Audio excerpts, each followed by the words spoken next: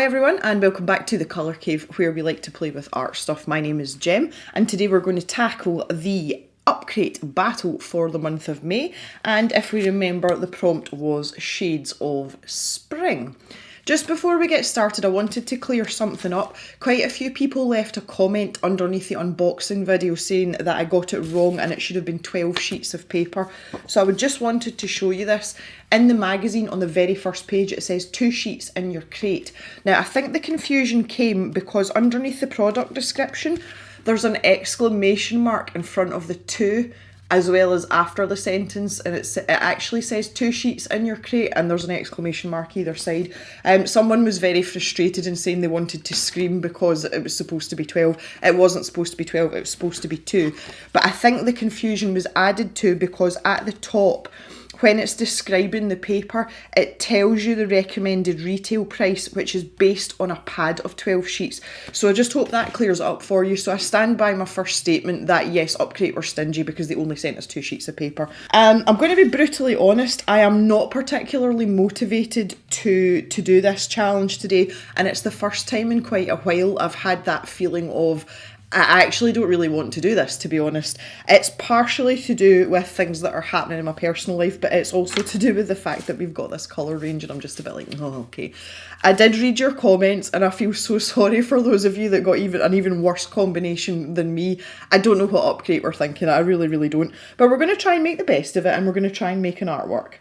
I highly recommend, if you are doing a lot of detail work and you are using a weeny brush, using a larger brush just for mixing your paint because it stops you having to clean your brush every 2 minutes as well.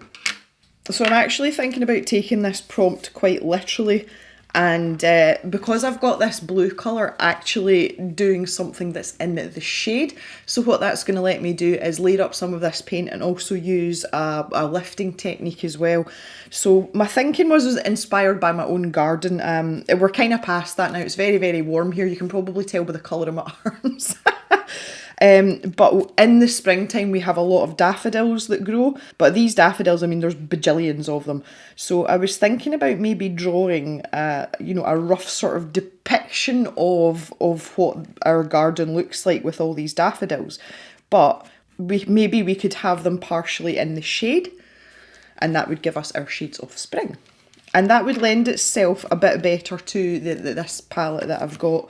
So that's kind of my thinking. Maybe we're like going late spring here. Let's be fair, because I would like to have some sort of greenery on the trees, and maybe the smaller ones. It's just it's just like a few buds. So take that into consideration. Now, if I'd been any sort of clever person and not preoccupied with everything else that's going on just now, I could probably have gone and taken a reference photo from the garden to help myself along here. But see, unfortunately, right now it's just not really been a priority. But I'm sure you'll forgive me for that. Y'all are understanding and nice people, so which I appreciate very much, by the way. Okay, so at the back of our garden, well, it's actually the side of the garden. We have like a really simple post and wire fence because we have cows over the fence. It's really nice because they come and say hello to us, and their water troughs also right beside the fence as well. So when they come for a drink, they're very nosy, they're very inquisitive creatures, our cows, and that's one of the reasons why I love them. So we get to chat to them quite a lot when they're in this field. They also lean over the fence though and eat my daffodils, which is not so good. Apparently cows think daffodils are tasty. What I need to think about here is, obviously I'm going to have daffodils everywhere, so we'll just depict that. There might be like a huge bunch of them here. And just get the placement of them rather than actually drawing them in, because we don't really need to do that. So if I think to myself, maybe the sun is quite low in the sky and maybe it's coming from this direction. Again, actually, if I was looking out into the garden, that's the direction it would come in the morning. So if I cut it like across here, I might even make it a bit steeper than that there. And what will happen here is this side will be in the shade and this side won't be. And what that will let me do is use this lifting technique that I was talking about. You know when the sun shines down through the trees and it makes like a kind of dappled effect? That's kind of what I've got in my head. Normally when I do these challenges in a separate video, I take a lot of time to plan out what I'm doing, and truthfully I just haven't done it this time. I've had too many other things to worry about, honestly guys, and I feel really bad saying it because I have a duty to you to provide high quality content, but it's just not, it's not been in my mind. So I'm sorry about that. The other thing we've got is the salt as well, and I'm not really sure. We'll use it for texture for something, but I haven't really quite decided what for yet. So I'm going to use the black glaze pen rather sparingly, and I'm going to pop that down first because we know that once it's dry we can paint over the top of it and that's not really an issue. So I'm just going to pop in the fence posts here. How terribly exciting. I was going to say you want to make that fairly straight, but in truth this top wire is not straight because the cows like to put their head over it. There we go, we can leave that to dry. Okay, so I think with the actual paint what I'll start with is, now bearing in mind that this paint is super duper pigmented, I mean this paint is lovely. So I think what I'll do is I'm just going to, a wee pippy hair in there to start us off. I'm just going to dump some water in there. I do have a pipette kicking about somewhere. And I'm just going to take a lick, excuse me, of this this sap green. Now again, with a bigger brush, I would just put a wash of colour. And there isn't much of a point on this. And I have to say I'm slightly disappointed by it. It's disappointed. Because with a small brush like this, you would use it for detail. So having a point on it would be quite important. I can kind of manipulate it into a point, but it doesn't really want to stay in a point. So I don't think I'll have a particularly full sky. Maybe there's lots of clouds in the sky. You know, those nice white kind of fluffy clouds. Okay, that's a little bit too pale. Can you tell I am not a painter? And that's clearly too much of that. Whoa! I'll just test this out over here. That's a bit better. Okay. I have to say this is incredibly difficult with this brush. I'm not really sure that I like it, to be honest. One of the things about it, and I don't know if it's going to happen with the larger sizes, but one of the things it does do is it holds a lot of water. So I've just dipped that in there. And if I show you up here, it's really fat with the moisture, but it's totally taken the shape of the brush. Where you can see that the end of the brush is really flat, and that's kind of what's causing me the issue here. And when you put it out on the paper, it just like spits out all the moisture in one go. So you're literally just like splodging on what you've what you've loaded the brush up with. So I don't think I'm that keen on this brush. As I said in the unboxing as well though, I would love to try this, like these brushes in a larger size, because quite often it's very difficult to gauge the quality of a series of brushes just by one teeny weeny tiny brush like this. I've just realised as well that my fence disappears behind my tree, but it doesn't actually continue anywhere. The other thing that I wanted to talk about as well, which I feel is, it's not really that important, but the route that Upcrate have gone down this month in everybody getting random colours, I'm pretty sure that most of it is a supply issue. It's very, very difficult to get most things just now. In the UK here, we've got a shortage of everything. I have a sneaking suspicion that it may have something to do with that, but I find it really unfair with the likes of the Upcrate battle. You're in for winning a prize, and I feel like it's a really unfair playing field, especially for people that got worse colour choices than me. I think it's grossly unfair. And if you are going to give people a variety of things, and it happened with Scrawler Box as well, people got different sizes of fine liners in the most recent box. If you're going to do that, don't have a prize, because it's not fair that everybody isn't on a level playing field. And that's just my thoughts on that. I would love to hear your thoughts on that too, so you can talk about that down in the comments. I'd be really interested to hear what you have to say about that. It's so green. It's so green. It's almost offensively green. Oh, wowee. Oh my. This paint's amazing though. It's just like you literally just tickle the pan and it's like kapow. Okay, ooh, right, that's quite a nice shade of green. Now, see, to me that's more kind of like midsummer leaf colours even. So what I'm going to start to do is just try and get some texture in here. I'm trying to be really careful with this brush as well. Okay, I've got a feeling that there's a knot in the wood here. And there's maybe even a wee a wee hidey hole for someone. Now I'm going to utilise this green while I'm here. I'm going to start building in some of these daffodil areas. Because along this fence line, you know, the greenery does tend to be a bit more kind of, oh, you know, it's one of those ones you've got to strim it. You can't get in there with the lawnmower. But the leaves on the daffodils, they do seem to grow quite tall and they're very pointy. And daffodils is a fairly obvious choice as well, just because I've got yellow. But again, it's getting dimension within that. And the only way I can do that is by adding green or blue. Which, yeah, there's only so much I can do with that. Okay, lifting straight from the pan. Just wet this a little bit. So this is this is me. I've got true yellow here. And I want to start painting in some of these daffodils. It's quite funny because these all look quite upright, these daffodils, but the reality of it is here it is very windy most of the time. And they're usually kind of bent over at an angle. They seem to cope really well with it though, so, you know, they wouldn't still be growing here if they didn't like it. They're pretty hardy. They were trying to push up through when it was snowing though, so I had a little word with them and told them just to get back in for a week or two. So it's a bit over ambitious, just stay where you are. Okay, quite happy with that. Well, when I say quite happy with that, as happy as I can be for now. What I do need to do though is get some foliage on this tree and decide where I'm putting my buds. So we're making the assumption that we're in late spring. Bearing in mind I'm doing this in June. I'm not feeling very, very springy. Oh dear, so if we make this the sort of body of the bulk of the leaves that have come out already, and then say this little rogue branch here can have some buds on it, so that will let us depict the fact that it is indeed still spring. So I'm just trying to use this brush to my advantage here. I don't even know why I'm trying to give advice on stuff like this, because you guys know I'm not a painter. I'm just doing the best I can with what I've got.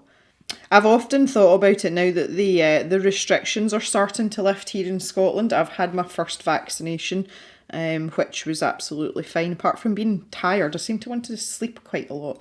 Which isn't like me at all. I'm a person that's not very good at sleeping. Things are starting to open up now, and one of the things I think I would actually really like to do is take a proper watercolour class with a proper watercolour artist, and just try and kind of develop my skills a little bit. But I don't really like people. I'm not good in groups of people at all. And I think it would be quite intimidating as well, because there'd be people there that are proper artists. But it's something I have thought about, so I'm not going to discount it, but I'm just a bit kind of apprehensive about stuff like that. But I'll let that simmer for a wee while and we'll see how we go, because I do think it's something that, I enjoy watercolour and I enjoy painting. I very much enjoy painting, but I'm just not very good at it. Right, okay, so let's have a few little So we're not ready yet. We're trying, but we're not ready to have our little buds out completely. I want to try and mix this sort of shade again, and I think that was actually a mixture of all three colours. I can't actually remember. So I think what I'll do here is try it out and see what happens. I'll start with the green and the blue. So as long as I work quickly here and with a light hand, I should be able to work my way down without disturbing the layer underneath too much. Now, something I'm noticing with this paintbrush as well is if your paint is quite diluted, because it's got a lot of water in it, this brush is picking up all that water again, and I'm struggling to get fine lines. So that's just, again, something that I've just noticed. So I'm just going to utilise this colour here. It's very inconsistent, that's what I feel about this brush. And I'm struggling to get this paint to go down. See, like, it's massive blobs there, but it just sort of peters out to nothing, so it's just like wants to dump all the water down. I am really struggling with this paintbrush, like really struggling. I don't know what it is with companies giving us crappy brushes. Okay, right, what we'll do now is then I am going to add a little bit more blue to this. Try not to add any more water to it. I'm starting to think about shadow now as well, so this side's going to be darker. I did really want to use some yellow in the sky as well, but the fact that I want these yellow buds, which I kind of forgot about, but we'll pop them in there just now, just while we remember. Okay, so I'm thinking about my grass on this side now.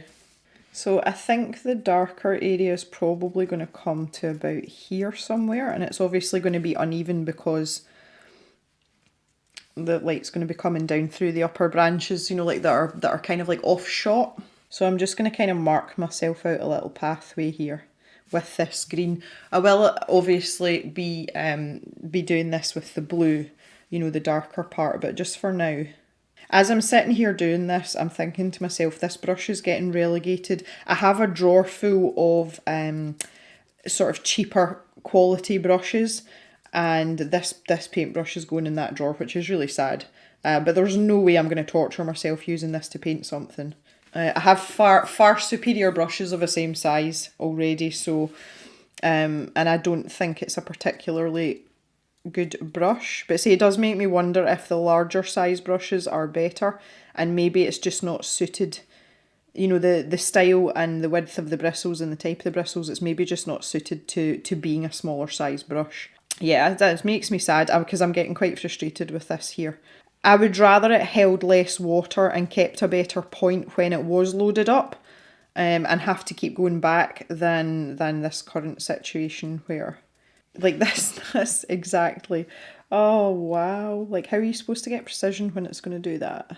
So basically every time I dip my brush in, I've got to stroke it off a little bit, which instantly gives me obviously less paint. It's holding less paint then because I've made a point of taking some of it off, and then you're back to square one, so it's kind of pointless. But see, in a bigger brush that would be amazing. That's exactly what you want, as long as it doesn't come out a glut when you're trying to do stuff.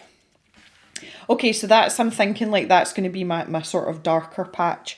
So now I'm going to be quite, well, when I say brave for me, not brave for people that know what they're doing. And I'm just going to put like a tiny squidge of water in there, and I'm going to get this blue on the go. First things first, absolute neat colour on my offside of my fence posts. Just because it's really the only thing I can do. Trying to be super careful here. It will dry slightly later, but I'm sorely needing some contrast in this painting. Trying to work around my wee daffodil here. I'm getting on okay though. Okay, so we're going to take this now, and we're going to go to town here. In this lower part here, I can't even get a nice leaf shape on the side of the brush. It's just like splodges. I'll be damned if I'm sitting and drawing in every leaf with this tiny little brush. Oh, I've got a smudge. Oh no! In fact, I'm just going to leave it because it's going to be part of that section anyway. There's no point in worrying about that. Slam this all down here. I may regret this. I'm regretting it already, to be perfectly honest, but I see that the paper's actually resisting the paint in places, which is weird. Really, really weird. But this doesn't have to be accurate at all, as long as it's all wet. Can you see that when I'm doing that? Okay, so let's do that and quick grab some of our salt. Now, I don't know whether this is going to give us a suitable dappled effect or not, because obviously I didn't try this particular salt out when we did the unboxing, so this is all new. This is a bit of an experiment. Oh dear. Right, okay, with this watered down blue, just while we're on this sort of similar vein, I'm going to fill in my fence posts here. Now, these wooden fence posts quite often have moss and things growing on them, so I'm going to layer up a little bit of green on top of them. Now I'm going to go over the top of the daffodils here, because as we said, they are in the shade.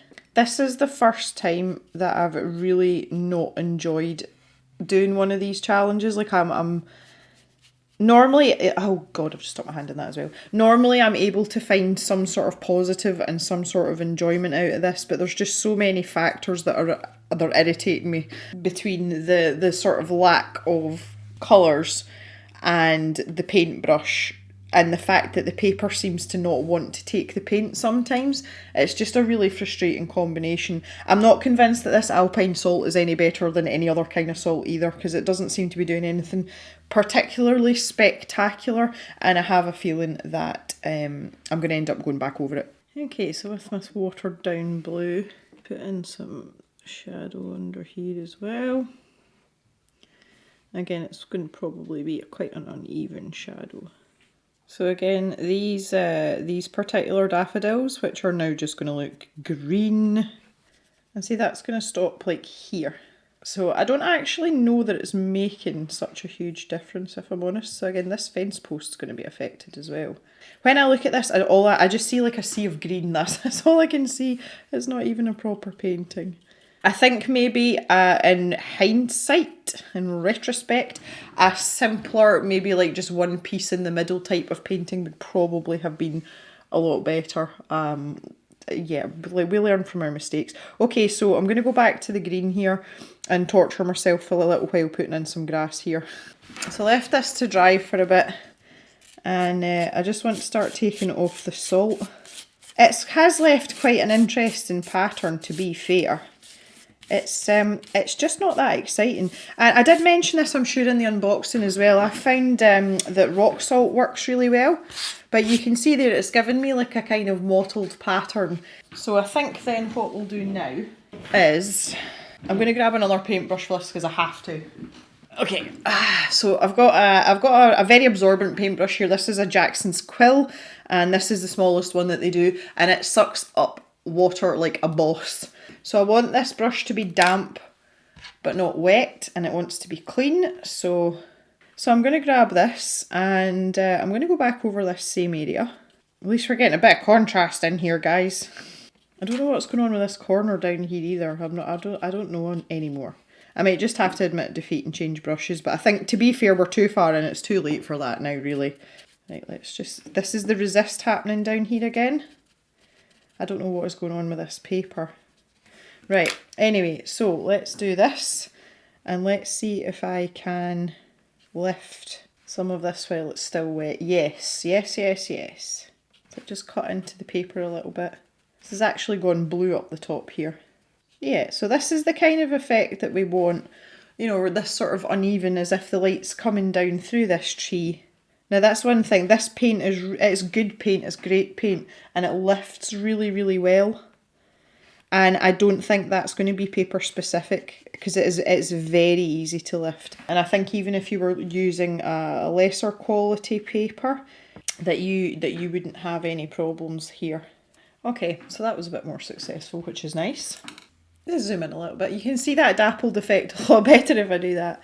It's maybe a little on the subtle side, and had we done it in the darker colour here, it would probably have had a little bit more impact, but do you know what? I'm okay with that.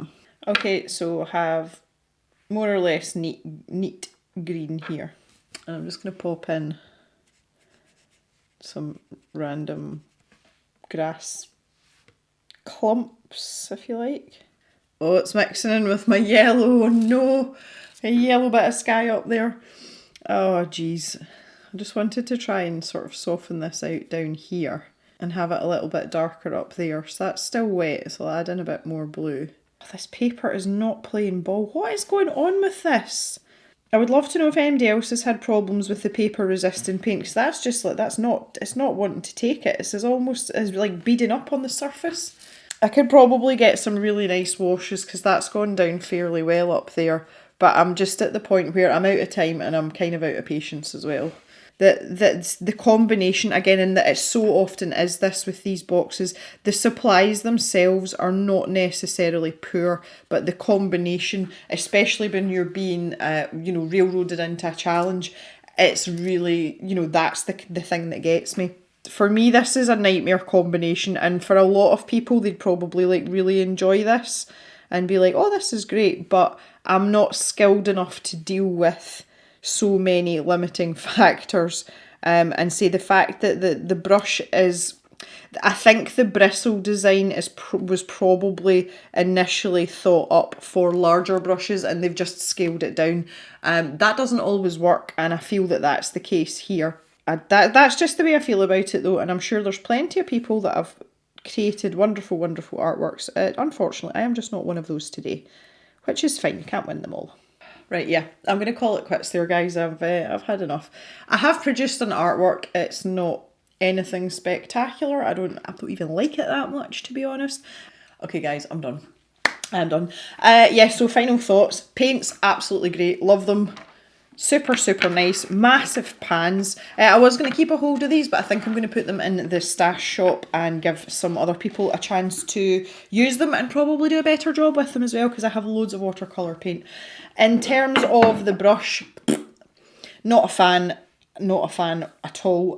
Maybe could have utilised the jelly roll a little bit more and gone down a more sort of, I don't know, more illustrative route than I have.